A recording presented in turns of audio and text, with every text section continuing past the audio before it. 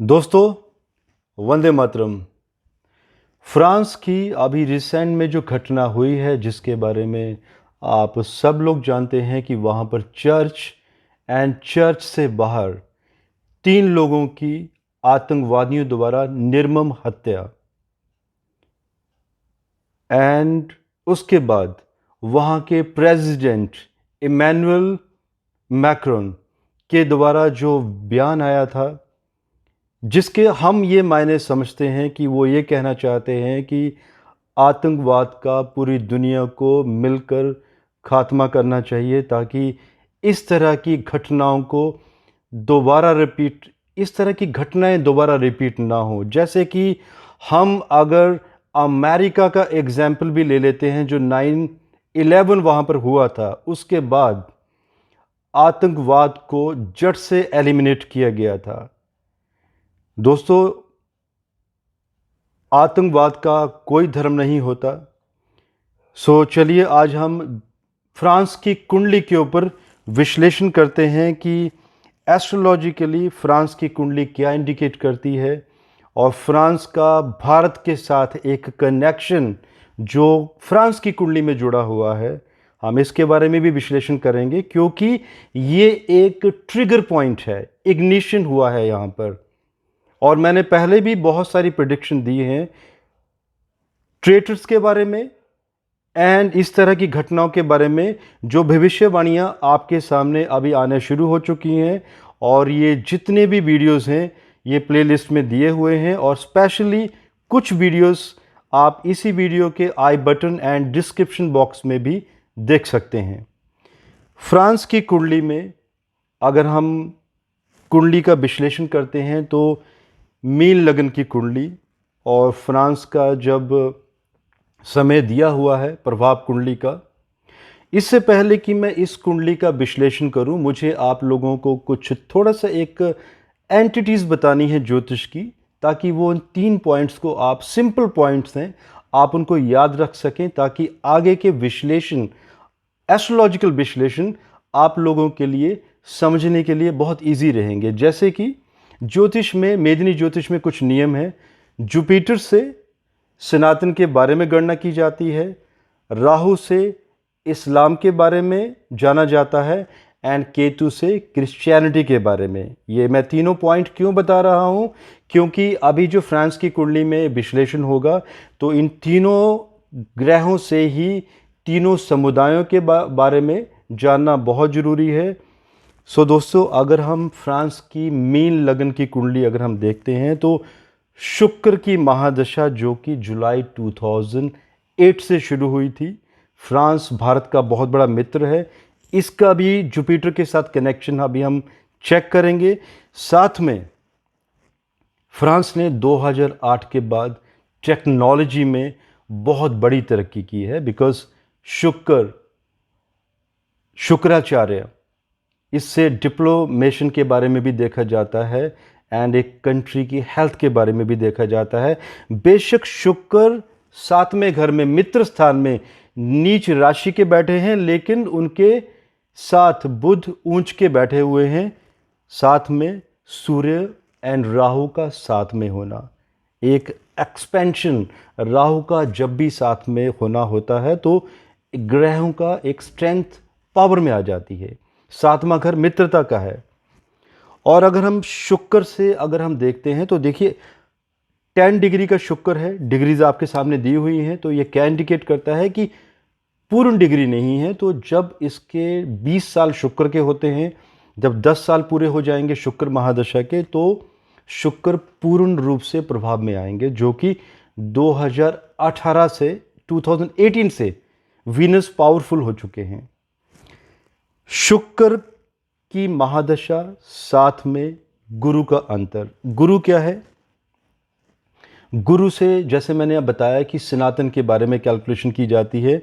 अगर आप कुंडली में देखें, गुरु का अंतर चला हुआ है, जो कि स्टार्ट हुआ था 1 सितंबर 2018 से एंड 2 मई 2021 तक ये रहेगा। गुरु मीन्स भारत, यहाँ पर इस कुंडली में सनातन।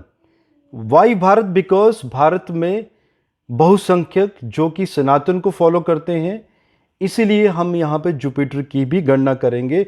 और अगर भारत के साथ अगर मित्रता की बात करें तो राफेल भी भारत को इसी अंतर में आए हैं भारत के पास। अब ये जो गुरु है ये क्या इंडिकेट करता है कि 15 नवंबर के बाद जैसे ही खप्पर योग स्टार्ट होगा हिडन तरीके से, क्योंकि अभी 11वां घर संविधान का भी है फ्रांस का, तो ये इंडिकेट करता है कि वहां पर संविधान में 2 मई 2021 के बाद बहुत बड़े चेंजेस बहुसंख्यक लोगों के हित के लिए।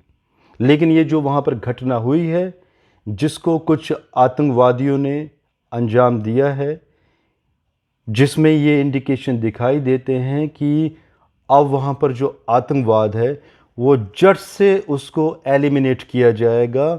और इसकी संवैधानिक तरीके से जो शुरुआत होगी वो होगी 2 मई 2021 शनि के अंतर से। लेकिन उससे पहले ही गुरु के अंतर में ही, क्योंकि गुरु भारत है, भारत की फ्रांस को hidden support intelligence, because Jupiter तुला राशि में शुक्र की राशि में बैठे हुए हैं, डिप्लोमैट हैं ये, जो कि hidden assets, hidden benefit, intelligence and इस तरह से बेनिफिट, मतलब कि भारत की इंटेलिजेंस की वहाँ के जो आतंकवादी हैं, जो उनके ग्रुप हैं, उनको एलिमिनेट करने के लिए एक बहुत बड़ी सपोर्ट दी जाएगी, जो कि 15 नवंबर से जैसे मैंने कहा कि स्टार्ट हो जाएगी। लेकिन ये गुप्त तरीके से रहेगी 2 मई 2021 तक, ये नज़र नहीं आएगी, जिसमें कि चौथा घर फ्रांस की कुंडली में चतुर्थेश बुध, चौथे घर से जनता, उस कंट्री की जनता, बहुसंख्यक भी यहीं से ही कैलकुलेशन की जाएगी। और केतु लग्न में बैठे हैं, इसके ऊपर भी हम शोध करेंगे। बुध यहां पर ऊंच के बैठे हुए हैं शुक्र के साथ। नो व्हाट इट इंडिकेट्स कि ये जो घटना अभी हुई है, जिसका कुछ आतंकवादी ग्रुप फायदा भी उठा रहे हैं, पेरिस में भी 700 किलोमीटर का जाम, ऐसा कभी हिस्ट्री में सुनने में नहीं आया। इस तरह तरह की घटनाओं को भी अंजाम दिया जा रहा है। तो ये बुध अभी बता रहा है कि जो वहाँ के बहुसंख्यक हैं 15 नवंबर से 2 मई 2021 के बीच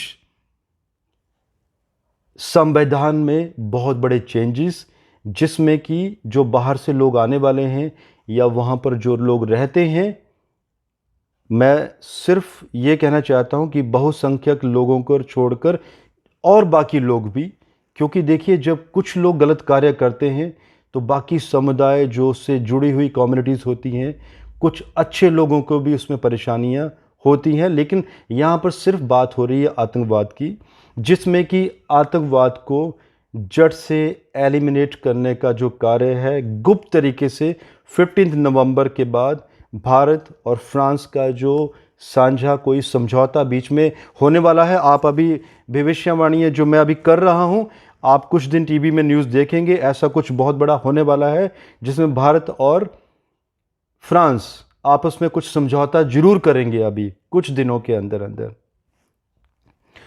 अब बात आ जाती है शनि की अंतर की, जो कि 2 मई, बार बार रिपीट जो मैंने डेट की है, 2021 से लेकर ये कब तक चलेगा, 2 जुलाई 2024, 38 मंथ का पीरियड।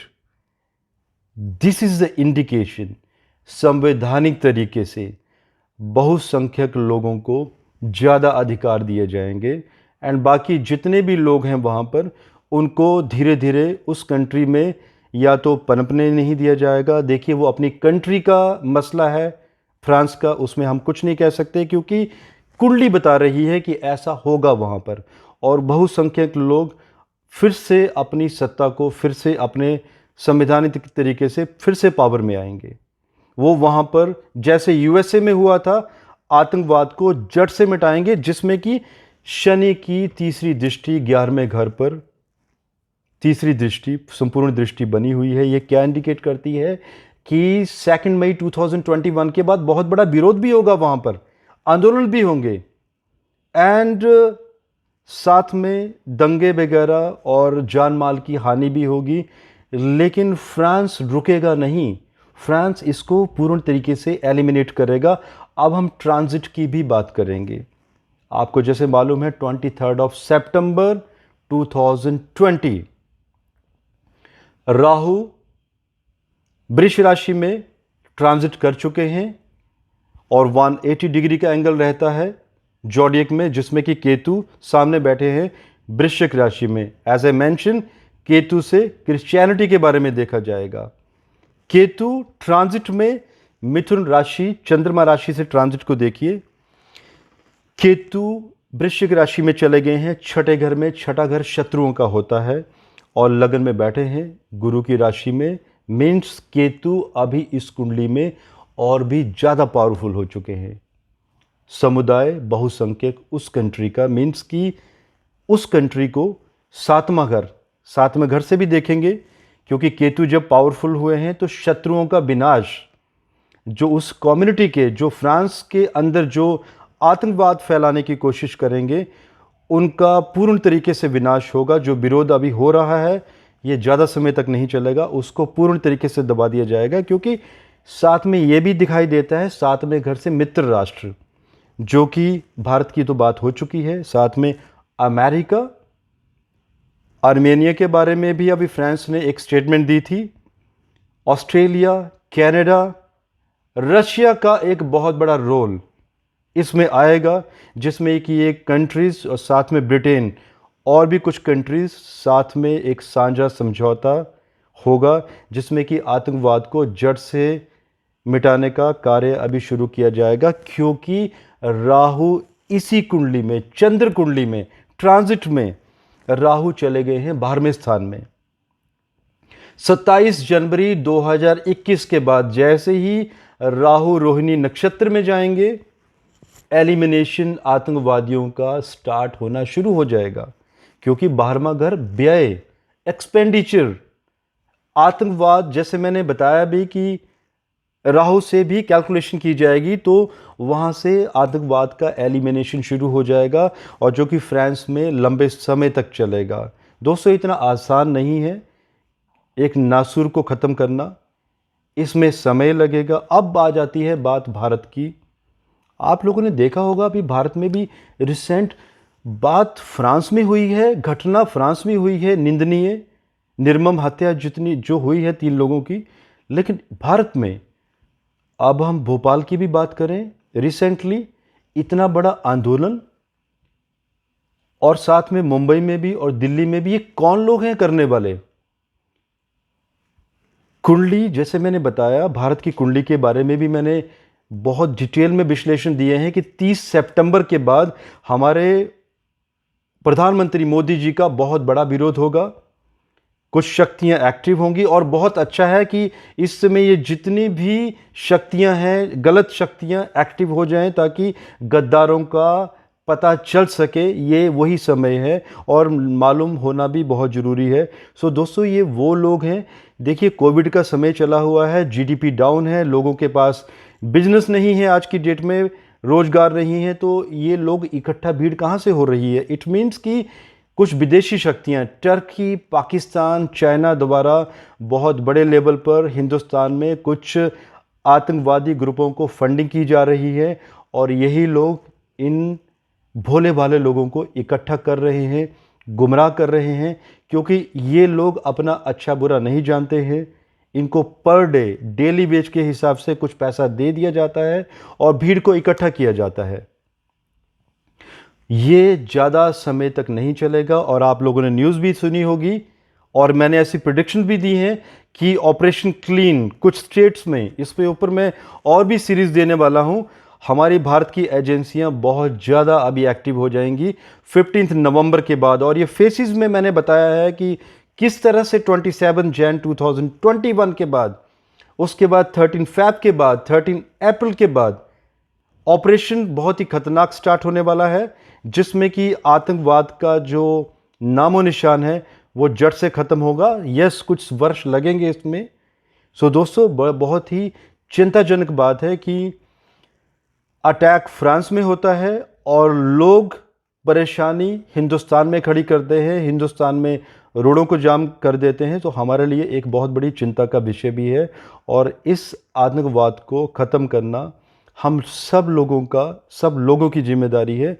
और जो कुछ लोग जो ये मेरा वीडियो सुन भी रहे हों और ऐसी भीड़ों में इकट्ठा भी होते हैं, अगेन ये जो भीड़ है इकट्ठे होने वाली, इसका कोई धर्म नहीं होता। ये कुछ और भी समुदायों के लोग, डिफरेंट समुदायों के लोग भी होते हैं। सो प्लीज़ आप अपने घरों में सेफ रहें, इस तरह की एक्टिविटी में इन्वॉल्व ना रहें, अपनी फैमिली के बारे में सोचिए। क्योंकि अभी जिस तरह से समझौते होने वाले हैं, सातवां घर जो फ्रांस का बताता है, एज ए मेंशन, ये ट्रिगर पॉइंट था। अब ये आतंकवाद ख़त्म होके रहेगा। सो दोस्तों, आप लोगों के जो भी कमेंट हो इस वीडियो के बारे में, या और भी कुछ एक्स्ट्रा इन्फॉर्मेशन आप लोग देना चाहते हो, बिकॉज़ मैंने बहुत कुछ सीखा है आप लोगों के कमेंट से। सो प्लीज़ आप ज़रूर मेंशन कीजिए। तब तक मुझे इजाज़त दीजिए।